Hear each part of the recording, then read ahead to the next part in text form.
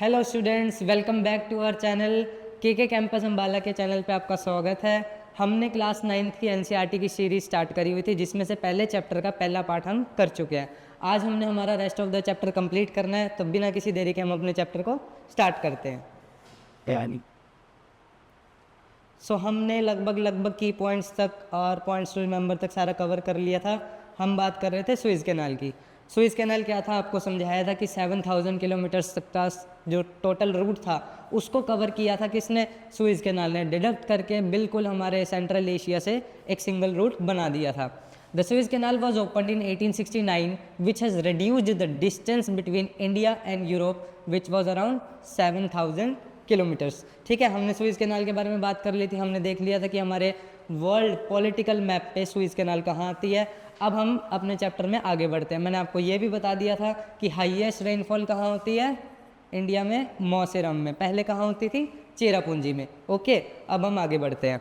ये देख लीजिए एक बार आप, ये रे मौसेरम मेघालय में जगह है, जहाँ पे 11,871 mm तक रेनफॉल जो है वो हर साल पहुँचती है। ठीक है, गारो खासी जंतिया हिल्स पड़ती है वहाँ, वहीं पे ये लोकेशन है। अब हम आगे बढ़ते हैं। देखिए, अब हमें बात करनी है हमारे ट्रॉपिक ऑफ कैंसर की। वैसे लास्ट पार्ट में भी हमने ट्रॉपिक ऑफ कैंसर के बारे में बहुत अच्छी चर्चा करी थी, लेकिन अब हम इसको थोड़ा डिटेल से पढ़ेंगे। देखो, ट्रॉपिक ऑफ कैंसर क्या है, ये इंडिया को 2 पार्ट में डिवाइड करता है। एक इमेजिनरी लाइन है ऑब्वियसली, ठीक है, यहाँ से ये गुजरता है, गुजरात, देन राजस्थान, फिर मध्य प्रदेश, उसके बाद झारखंड, वेस्ट बंगाल, त्रिपुरा एंड मिजोरम। ये हमारे क्या है, त्रिपुरा, ये हमारे क्या है, हमारे टोटल ट्रॉपिक ऑफ कैंसर की स्टेट्स है, जहाँ जहाँ से वो इंडिया से पास आउट करता है। सबसे पहली स्टेट कौन सी हमारी, गुजरात। और सबसे कम कहाँ से निकलता है, कोई अगर एग्जाम में क्वेश्चन पूछे कि भाई ट्रॉपिक ऑफ कैंसर सबसे लीस्ट कौन सी स्टेट से निकलता है, तो वो हमारी क्या है, राजस्थान। और सबसे लार्जेस्ट कहाँ से निकलता है, लॉन्गेस्ट, मध्य प्रदेश से। ओके, अब गुजरात, राजस्थान, मध्य प्रदेश, झारखंड, वेस्ट बंगाल, त्रिपुरा एंड मिजोरम, ये क्या है, हमारी स्टैंडर्ड मेरिडियन एक दूसरा था। और ये हमारा क्या है, ट्रॉपिक ऑफ कैंसर जहाँ जहाँ से पास आउट होता है। अब हम आगे बढ़ते हैं। ठीक है, नेक्स्ट है हमारा स्टैंडर्ड मेरिडियन। अब भाई स्टैंडर्ड मेरिडियन क्या है, एक चीज़ आपको अगर बताएं तो इंडिया का लास्ट पार्ट ये भी पड़ता है ना, और इंडिया का लास्ट पार्ट ये भी पड़ता है, दोनों।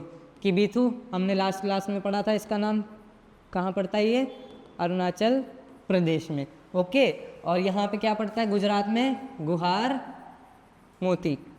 ठीक है, अब ये दोनों क्या है, इंडिया के एक एंड पार्ट है, एक इस तरफ का है ईस्टर्न मोस्ट एंड पार्ट, एक है वेस्टर्न मोस्ट एंड पार्ट।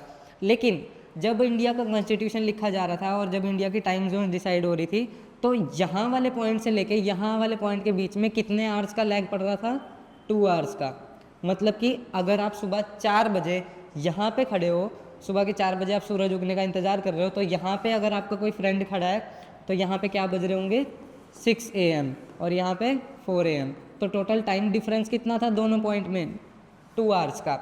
अब इंडियन गवर्नमेंट को काफ़ी परेशानी हुई कि भाई हम ये 2 आवर्स का डिफरेंस है, इसको कैसे कैलकुलेट करें। क्योंकि सिंपली अगर आपको बताएं, जैसे राहुल है, राहुल की जॉब का टाइम है 9 AM to 5 PM। ठीक है, दूसरा कपिल है, कपिल की जॉब का टाइम क्या होगा, 4 AM, 6 लगा लेते हैं, 6 AM to 4 PM, तो लगभग 3 PM। तो लगभग हमारे पास टाइम आवर्स तो सेम पड़ रहे थे, लेकिन गैप कितना पड़ रहा था, 2-2 घंटे का। यहाँ पे कपिल को उठ के सुबह जल्दी जाना पड़ रहा था, राहुल आराम से उठ के जा रहा था। तो वर्किंग आवर्स दोनों के ज़्यादा हो गए कि भाई इनको तो 4 बजे से लेके पूरे शाम 6 बजे तक काम करना है, और इनको इनकी साइकिल कब से स्टार्ट होगी, सुबह 6 बजे से लेके शाम के 6 बजे तक स्टार्ट होगी। तो इस डिलेमा को हटाने के लिए हमने क्या किया, हमने एक मिडल टाइम जोन ले ली अपनी इंडिया की, जिसको हम क्या बुलाते हैं, स्टैंडर्ड मेरिडियन। ये है हमारी middle time zone. Middle time zone मतलब जो, मिडल टाइम जोन का मतलब क्या है, जो हमारे यहाँ पे एक क्लॉक रखी होगी, कहाँ पे, उत्तर प्रदेश के अंदर मिर्ज़ापुर में, उस क्लॉक पे जो टाइम बज रहा होगा वही क्लॉक टाइम इंडिया का यहाँ पे भी होगा और यहाँ पे भी होगा। ओके,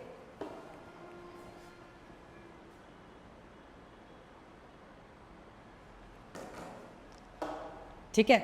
अब जो ये मिडल टाइम यहाँ पे अगर 12 बजते हैं, तो पूरे इस कॉर्नर से उस कॉर्नर से लेके हमने एक मिडल टाइम ले लिया और इसको इंडिया का एक एक्चुअल टाइम जोन में कंसीडर करके हमने इस पर आगे स्टैंडर्ड मेरिडियन को अपना डिनोट कर दिया। ठीक है, अब क्वेश्चन कहाँ से आएगा कि भाई जो स्टैंडर्ड मेरिडियन है ये कहाँ कहाँ से निकलता है, तो ये निकलता है मध्य प्रदेश से, उत्तर प्रदेश से, छत्तीसगढ़, उड़ीसा एंड आंध्र प्रदेश। अलग अलग स्टेट्स हैं, इनको याद करने का एक एब्रीवेशन बना लेते हैं, MOUCA, MUMOUCA।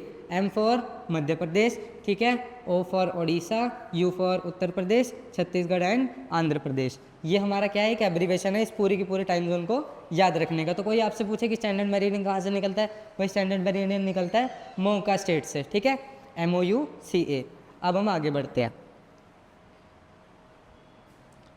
सो हमारा ट्रॉपिक ऑफ कैंसर भी हो गया, स्टैंडर्ड मेरिडियन भी हो गया, लैंड नेबर्स ऑफ इंडिया। ये तो सिंपली है, आपको पता ही होना चाहिए कि हमारी कंट्री के साथ साथ कौन से नेबर्स हैं जो अपनी बाउंड्री शेयर करते हैं।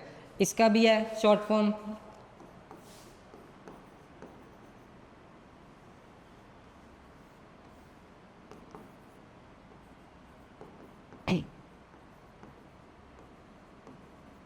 बचपन में MBA।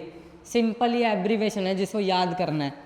एक स्टेट इसमें से हटा दो, बाकी सारी की सारी सिमिलर है। जैसे B फॉर हमारा बांग्लादेश, ठीक है, फिर उसके बाद Afghanistan, Pakistan, China, Nepal, Bhutan and Myanmar. और 2 कंट्रीज जो थी हमारी कोस्टल एरियाज़ में आती थी वो आपको मैंने पहले ही बता दिया था, एक है हमारी श्रीलंका और दूसरी कौन सी है, मालदीव्स। ठीक है, तो हमारा ये भी हो गया। इंडिया की टोटल लैंड बाउंड्रीज कितनी कंट्री से मिलती हैं, लैंड बाउंड्रीज मिलती है 1 2 3 4 5 6 एंड 7।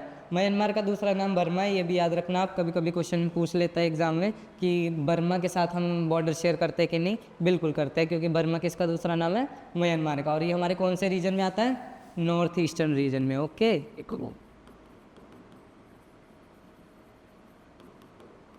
और ये आपको पहले ही बताया था, इसको क्या कहते हैं हम, चिकन नेक का सिलीगुड़ी कॉरिडोर। ठीक है, लास्ट वीडियो में हमने इसको डिस्कस कर लिया है, बाकी आने वाले चैप्टर्स में इसको डिटेल में पढ़ेंगे। ठीक है, अब नेक्स्ट देखिए, हमने बात कर रही थी इंटरनेशनल ट्रेड रूट्स की। ये है इंडिया का इंटरनेशनल ट्रेड रूट जो एंशियंट पीरियड से चलता आ रहा है। अब तो काफ़ी डेवलपमेंट हो गई है इसमें। देखिए यहाँ से हमारे सेंट्रल एशिया से कितना सारा लिंक है, अलग अलग एयरपोर्ट से। ये ज़रूरी नहीं है, अच्छा कभी आप इसमें कन्फ्यूज़ हो जाए कि यार ये हमारे रोड लिंक्स भी होंगे, नहीं, रोड लिंक्स इंडिया का जो है सेंट्रल एशिया से कनेक्ट करता है। अभी इस पर काम चल रहा है, बहुत ही जल्दी कुछ सालों में आप देखेंगे कि हमारे इंडिया टू सेंट्रल एशिया के रोड लिंक्स भी खुल जाएंगे। बस एक प्रॉब्लम क्या पड़ रही है यहाँ पे सेंट्रल एशिया में जाने की, पाकिस्तान। आपको पता है इस देश के साथ हमारे कैसे संबंध है, ये भी बहुत जल्दी रिजॉल्व हो जाएगा, बने रहिए। और बाकी जो आप ये ऊपर से देख रहे हैं ये अलग अलग रूट्स आ रहे हैं, ये सारे के सारे एयर रूट्स हैं। ओके, और ये जो नीचे आप देख रहे हैं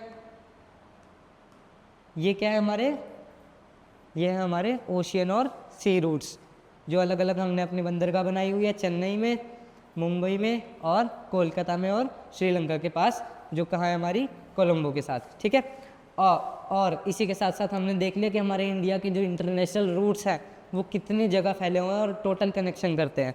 अच्छा, यहाँ पे हमारे एक आइलैंड पड़ते हैं, इन आइलैंड का नाम क्या है, अंडमान एंड निकोबार आइलैंड्स। यहाँ से कोई भी जहाज़ को निकल के अगर जाना हो कहाँ पे, हमारे ईस्टर्न रीजन में, तो वो कहाँ से निकल के जाता है, स्ट्रेट ऑफ मलक्का से, यहाँ से ऐसे। इसके अलावा वहाँ जाने का कोई दूसरा रास्ता नहीं है। नहीं तो नीचे इंडोनेशिया से जाओ, वो आइलैंड कंट्री है पूरी की पूरी, वहाँ जाके बहुत सफ़र करना पड़ता है। तो ये सिंगल रास्ता है जहाँ से हम सेंट्रल एशिया में एंटर कर सकते हैं, ईस्टर्न एशिया में एंटर कर सकते हैं। ओके, तो ये स्ट्रेट ऑफ मलक्का कोई पूछे कहाँ पे पड़ता है, ये पड़ता है अंडमान निकोबार के पास। और सबसे नियरेस्ट आइलैंड कौन सा है, Sumatra. Okay, let's move forward.